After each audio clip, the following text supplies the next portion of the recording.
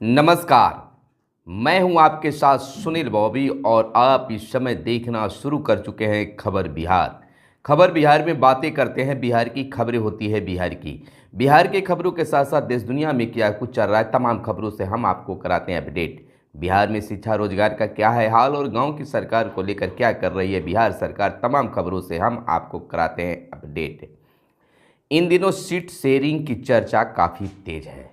इसी बीच आरजेडी की ओर से सिंबल दिए जाने की चर्चा भी तेज है। एक तरफ पप्पू यादव अपनी पार्टी का विलय कांग्रेस के साथ कर दिया, कांग्रेस में कर दिया, तो वहीं आरजेडी के सिंबल वितरण पर भी चर्चा का विषय बना हुआ है। सीट शेयरिंग पर आरजेडी ने महागठबंधन के अन्य दलों को किनारे कर अपने उम्मीदवारों के नामों का ऐलान करना शुरू कर दिया है। जानकारी के मुताबिक कांग्रेस के प्रदेश अध्यक्ष अखिलेश प्रसाद सिंह नाराज नजर आ रहे हैं और बात दिल्ली तक पहुंच गई है।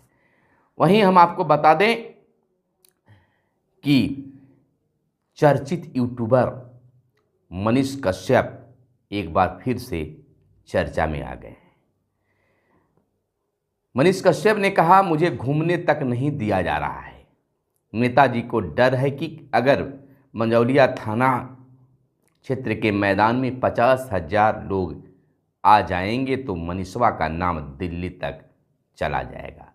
आदर्श आचार संहिता के उल्लंघन के मामले में फेमस यूट्यूबर मनीष कश्यप को मिली जमानत। मोतिहारी कोर्ट में पेश हुए मनीष कश्यप। आपको बता दें, एक बड़ी खबर निकल कर आ रही है कि बिहार में भ्रष्टाचार के खिलाफ बड़ी कार्रवाई हुई है। आय से अधिक संपत्ति मामले में बड़ी कार्रवाई। भू अर्जन पदाधिकारी की 5 करोड़ 78 लाख चल संपत्ति जब्त करने का आदेश। भ्रष्टाचार के खिलाफ बड़ी कार्रवाई यह है। जीतनराम मांझी का इंडी अलायंस पर तंज। हम के संरक्षक और पूर्व मुख्यमंत्री जीतनराम मांझी ने इंडी अलायंस पर निशाना साधा और गठबंधन के नेताओं को मेढक करार दिया, तो यह भी एक चर्चा का विषय बना हुआ है। इधर 5 अप्रैल को होने वाली शिक्षक बहाली परीक्षा स्थगित। एक बार फिर से 5 अप्रैल को होने वाली तीसरी चरण की शिक्षक बहाली परीक्षा को बीपीएससी ने स्थगित कर दिया है। अब टीआरई 3 की माध्यमिक और उच्च माध्यमिक की परीक्षा के लिए भी नई तिथि की घोषणा की जाएगी। परीक्षा की तिथि जल्द जारी होने की भी संभावना बताई जा रही है। वहीं पटना में प्रदर्शन कर रहे 11वीं के छात्रों ने डिप्टी सीएम सम्राट चौधरी के आश्वासन के बाद अपना प्रदर्शन खत्म कर दिया है। तो वहीं आरजेडी में कौन कहां से लड़ेगा लोकसभा चुनाव, इसकी कुछ बातें सामने आ गई है। गया सीट से कुमार सर्वजीत लड़ेंगे चुनाव। अभय कुशवाहा औरंगाबाद से लड़ेंगे चुनाव। श्रवण कुशवाहा नवादा से लड़ेंगे चुनाव। सुरेंद्र यादव जहानाबाद से आरजेडी प्रत्याशी होंगे। अर्चना रविदास जमुई से लड़ेंगी चुनाव। इधर मंगल पांडे ने कहा है कि किसानों की समृद्धि से ही बिहार समृद्ध होगा। मंगल पांडे ने कृषि मंत्री का कार्यभार भी संभाल लिया है। कहा कि किसानों को समय पर योजनाओं का लाभ दें। मंगल पांडे ने बीते दिन कृषि मंत्री का कार्यभार संभाला। कृषि भवन में उन्होंने अधिकारियों के साथ समीक्षा बैठक भी की और अधिकारियों ने कृषि विभाग की योजनाओं की मंत्री को जानकारी भी दी और कई बड़े फैसले भी लिए गए। इधर सुशील मोदी ने कहा है कि राजद के लिए भ्रष्टाचार कोई मुद्दा नहीं है। बोले, लालू परिवार भ्रष्टाचारियों को पीड़ित बताकर राजनीतिक बचाव कर रहा है। बालू और शराब माफिया के लोग राजद की पॉलिटिक्स फंडिंग करते हैं। यह बड़ी बात सुशील मोदी ने यानी कि पूर्व उप मुख्यमंत्री ने यह बयान दिया है। वहीं प्रधानमंत्री पीएम मोदी ने कहा है कि नीयत सही तो काम सही, अभी तो और आगे जाना है। मुझे 104वीं गाली दी औरंगजेब कहा। आपको बता दें संकल्प के साथ पूरी खबर को कि पीएम मोदी ने, प्रधानमंत्री मोदी ने विकसित भारत और आत्मनिर्भर भारत का रोड मैप स्पष्ट करते हुए बीते दिन को 2 टूक कहा कि अगर नीयत सही है तो काम भी सही होगा। बीते 10 साल इसके गवाह हैं। उन्होंने कहा कि अभी तो शुरुआत हुई है, हमें और भी आगे जाना है। प्रधानमंत्री ने राइजिंग भारत को भारत की पहचान बताते हुए स्पष्ट किया कि नया भारत आतंक के जख्म नहीं सहता, बल्कि जख्म देने वालों को पूरी ताकत से सबक सिखाता है। एक टीवी चैनल के कार्यक्रम में प्रधानमंत्री ने 5 साल पहले इसी समारोह में आने की घटना का जिक्र करते हुए कहा कि तब वह बेहद शांत मन से बैठे थे। अगले दिन सबने एक खबर देखी कि रात में भारत में बालाकोट में एयर स्ट्राइक की है। उन्होंने कहा कि पूरी दुनिया 21वीं सदी को भारत की सदी कह रही है। पूरी दुनिया देख रही है कि भारत के 10 सालों में भारत में इतने बड़े बदलाव किए हैं। आज़ादी के बाद जो व्यवस्था थी उसमें बदलाव ला रहे हैं। तो यह पीएम मोदी का बड़ा बयान आया है। तो वहीं अब तक 15 निर्दलीय प्रत्याशी बने सांसद, 1967 रहा स्वर्णिम काल। बता दें आपको कि बिहार से अब तक 15 निर्दलीय प्रत्याशी जीत दर्ज कर लोकसभा पहुंचे हैं। इसमें शिबू सोरेन, दिग्विजय सिंह, यानी कि पूरे भारत की बात, दिग्विजय सिंह जैसे कई बड़े नाम भी हैं। पहले लोकसभा चुनाव में शाहाबाद उत्तरी पश्चिमी तथा दूसरे में बक्सर सीट से डुमराव महाराज कमल सिंह ने निर्दलीय प्रत्याशी के तौर पर जीत दर्ज की थी। यानी कि इस तरह से 15 निर्दलीय ने सांसद बनने का काम किया था। तो वहीं एनडीए के खिलाफ उतरने का फैसला ले सकते हैं पशुपति पारस। दिन भर पार्टी के नेताओं और कार्यकर्ताओं से पटना कार्यालय में मिलते रहे। राष्ट्रीय लोजपा के अध्यक्ष पशुपति कुमार पारस 2024 लोकसभा चुनाव लड़ने को लेकर बीते दिन भर पार्टी के नेताओं से पटना कार्यालय में मिलते रहे। सभी के साथ उन्होंने विचार विमर्श किया और सबकी राय जानी। तो अब कुछ भी यह कर सकते हैं। तो वही हाजीपुर लोकसभा सीट से चुनाव लड़ेंगे चिराग पासवान। चिराग के बहनोई के जमुई से लड़ने की चर्चा। संसदीय बोर्ड की बैठक में लिए गए हैं खास निर्णय। तो अब रणनीति बिल्कुल तय मानी जा रही है। वहीं उपेंद्र कुशवाहा ने कहा है कि 40 सीटों पर जीत का परचम लहराना है। यानी कि राष्ट्रीय लोक मोर्चा रालोमो के राष्ट्रीय अध्यक्ष उपेंद्र कुशवाहा ने कहा है कि पार्टी कार्यकर्ता बिहार की सभी 40 लोकसभा सीटों पर एनडीए के उम्मीदवारों की रिकॉर्ड तोड़ जीत का परचम लहराएं। खास आदेश निर्देश भी है और जीत का दावा भी कर रहे हैं। वहीं हम आपको बता दें कि बिहार में कांग्रेस को गठबंधन की सियासत नहीं फली, घटती गई सीटें। सीमांचल और पश्चिम मध्य बिहार में कांग्रेस को कुछ सीटें मिली, दक्षिण में एक भी नहीं। लेखा जोखा की बात है। बिहार में 1998 से कांग्रेस और राजद में गठबंधन शुरू हुआ।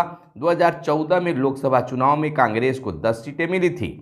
सीट बंटवारे में राज्य की कुल सीटों में 1/4 सीटें ही कांग्रेस को मिलती रही है। 2009 के लोकसभा और 2010 के विधानसभा में टूट गया था गठबंधन। और बात कर ले तो इन दिनों एक बार फिर से नैया डगमगाते दिख रही है, क्योंकि सीट शेयरिंग से पहले राजद ने सिंबल बांटना शुरू कर दिया है और कई जगहों से अब चर्चा भी बन गई है कि राजद के प्रत्याशी ये होंगे, जैसे औरंगाबाद, गया, जहानाबाद तक के राजद ने अपनी सिंबल दे दिया है। वहीं निगरानी की जांच में दोषी 815 शिक्षक होंगे बर्खास्त।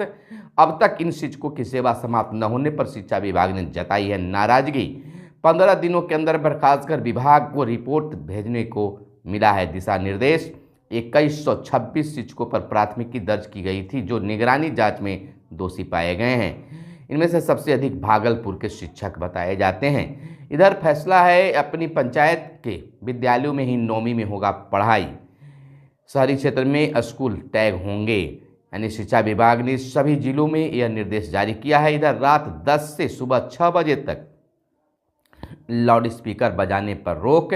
बताते चले कि धार्मिक स्थलों सहित अन्य जगहों पर लाउड स्पीकर बजाने वाले मामले में बीते दिन मुख्य न्यायाधीश न्यायमूर्ति के विनोद चंद्रन और न्यायमूर्ति हरीश कुमार की खंडपीठ ने सुनवाई की।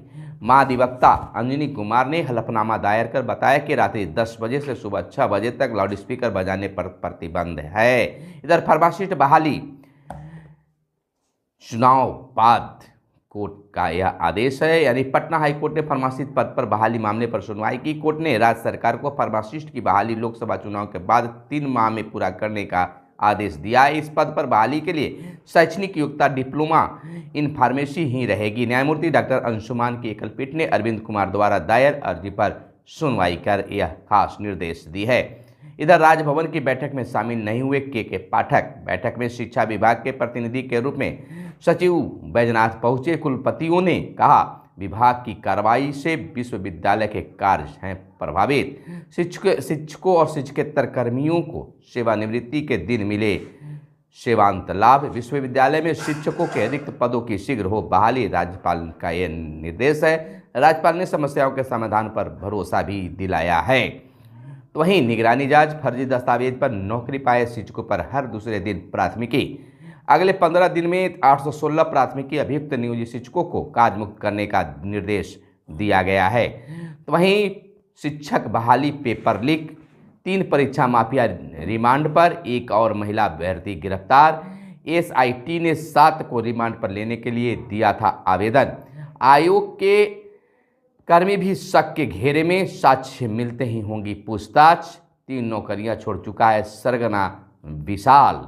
तो इसमें लगातार मोड़ आ रहे हैं। इधर फर्जी सर्टिफिकेट पर बहाल 815 नियोजित शिक्षकों की अब सेवा समाप्ति करने से कोई नहीं रोक सकता है। शिक्षा विभाग ने जिला शिक्षा पदाधिकारी को खास निर्देश दिया है। इधर बेंच डेस्क पर भी अब नजर आ गई है, गड़बड़ी करने वाले पर होगी बड़ी कार्रवाई।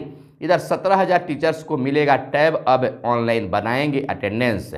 फर्स्ट फेज में कक्षा 9 से 12वीं तक के अध्यापकों को टैब दिया जाएगा। तीसरे चरण की नियुक्ति के बाद शिक्षकों को मिलेगा आवास का लाभ। इधर अशोक महतो को हराकर ही मैंने राजनीति में एंट्री ली, यह कहना है उप मुख्यमंत्री विजय सिन्हा का। उप मुख्यमंत्री विजय कुमार सिन्हा ने अशोक महतो पर पलटवार किया है। उन्होंने पत्रकारों से बातचीत में कहा कि मेरी राजनीतिक में एंट्री ही बाहुबलियों को हराकर हुई है।